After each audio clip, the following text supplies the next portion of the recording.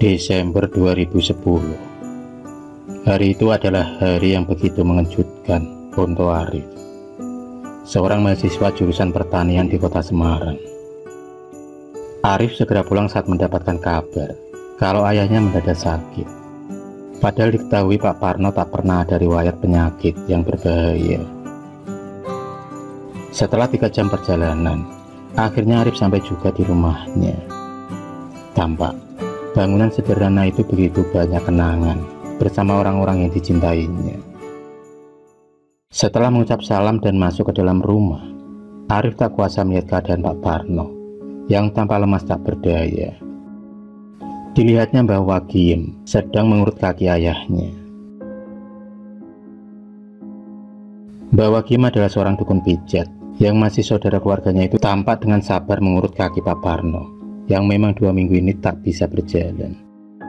Sementara itu ibunya tampak kurus karena terlalu memikirkan kondisi Pak Parno yang belum juga membaik. Tubuh Pak Parno juga terlihat semakin kurus lantaran tak ada asupan makanan yang masuk ke dalam mulutnya. Keadaan itu semakin membuat Arif bertanya-tanya. Karena kata ibunya, Pak Parno sudah sering dibawa ke rumah sakit dan melakukan tes ronsen. Tapi semua seakan tak ada titik terang. Karena hasil dari ronsen Pak Parno tak ada penyakit yang berbahaya. Arif tak bisa menahan rasa sedih, dan tak terasa buliran bening itu pun mengalir deras di pipinya. Meski Arif adalah laki-laki tegar, tapi dia juga manusia yang rindu akan senyuman seorang ayah. Seorang ayah yang sudah menjadi pahlawan bagi keluarganya.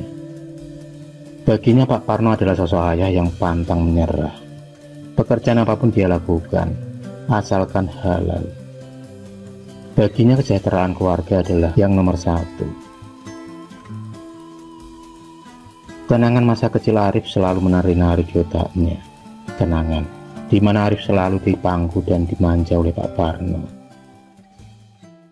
Tak terasa waktu sudah memasuki azan maghrib, dan di waktu tersebut ibunya juga tampak gelisah karena katanya Pak Parno akan meronta kesakitan sambil mencekik lehernya sendiri.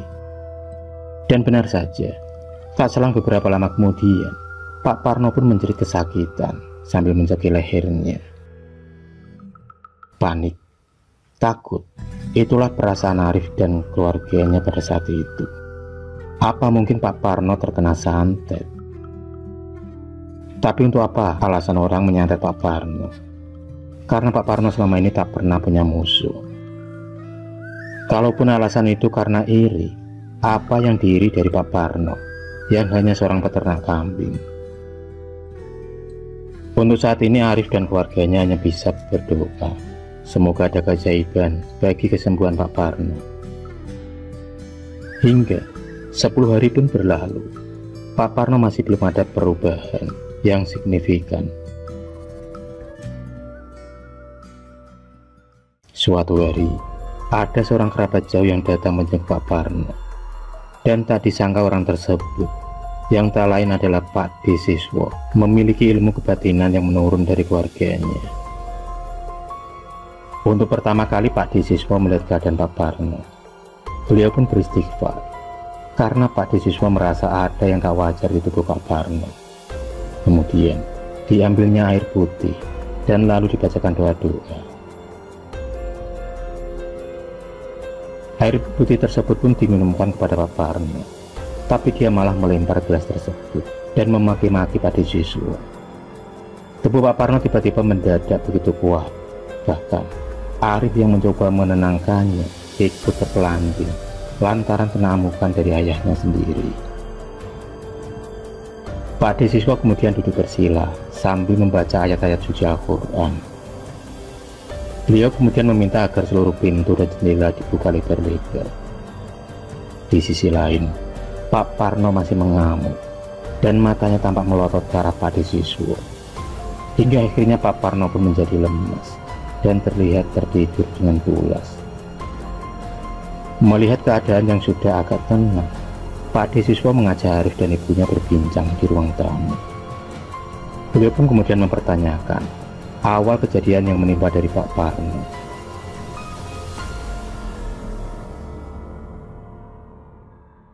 Dan Ibu Arif pun menceritakan kejadian 3 minggu yang lalu, di mana Pak Parno pergi mencari rumput untuk hewan ternaknya. Sebenarnya Ibu Arif sudah melarangnya, lantaran waktu itu sudah memasuki senja, yang menurut orang Jawa, waktu tersebut adalah waktu di mana para lembut sobo. Bukannya mendengar apa kata istrinya, tapi malah Pak Parno nekat pergi mengambil rumput dengan alasan kambingnya tak ada persediaan rumput untuk nanti malam.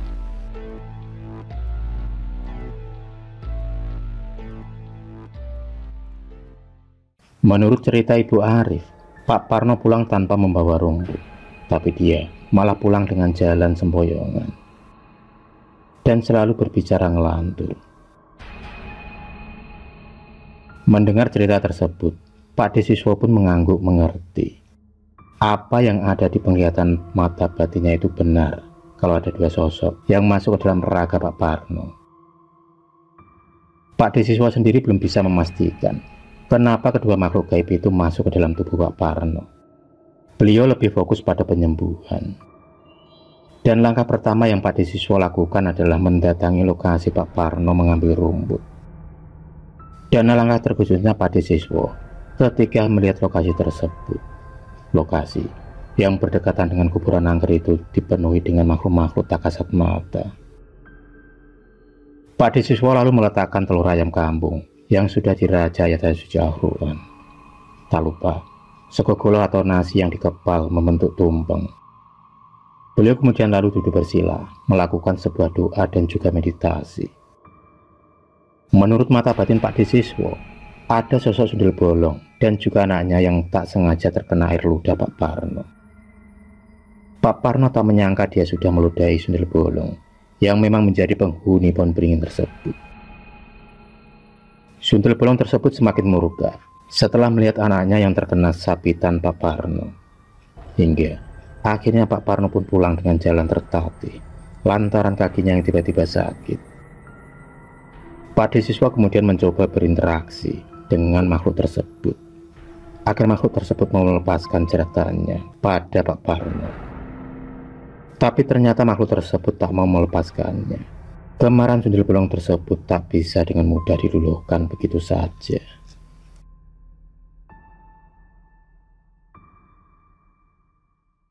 Pada akhirnya Pak Desiswo meminta secara paksa dikeluarkanlah cincin pemberian dari kakek buyutnya.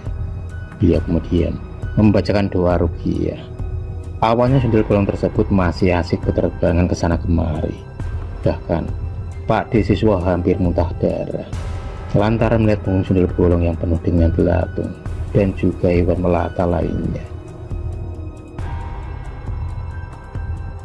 Sementara itu anak si sundel bolong itu juga menggigit kaki Pak Desiswo.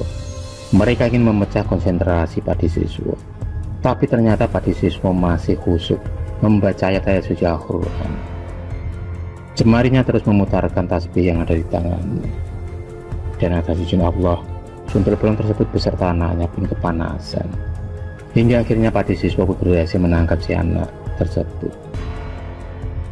Tapi ibunya terlalu cepat menghilang. Si anak sundel bolong pun menangis, meronta, meminta untuk dilepaskan. Tapi Pak Desiswo tak menggubrisnya. Perjanjian antara mereka pun akhirnya menemui titik terang, yang mana si anak tersebut harus mau keluar dari tubuh Pak Parno. Dan pada akhirnya Pak Parno pun berangsur membaik. Kini dia pun bisa berjalan dan bisa makan lagi. Rasa syukur pun diucapkan pada Tuhan karena lewat tangan Pak Desiswo, Pak Parno pun bisa disembuhkan. Menurut penuturan Pak Desiswo, si anak sundel bolong tersebut meminta gendong kepada Pak Parno. Itulah kenapa dia sering merasa lehernya tercekik. Dan Pak Desiswo pun menyarankan agar Pak Parno tak lagi keluar rumah di waktu senja ataupun di tengah hari, karena dipercaya waktu-waktu tersebut adalah waktu para lembut berkeliaran.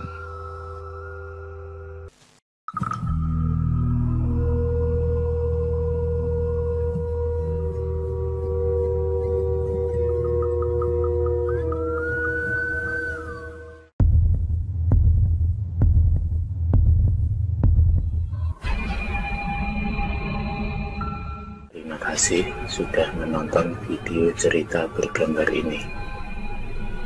Klik subscribe untuk terus mendapatkan video-video cerita bergambar selanjutnya. Semangat berkarya.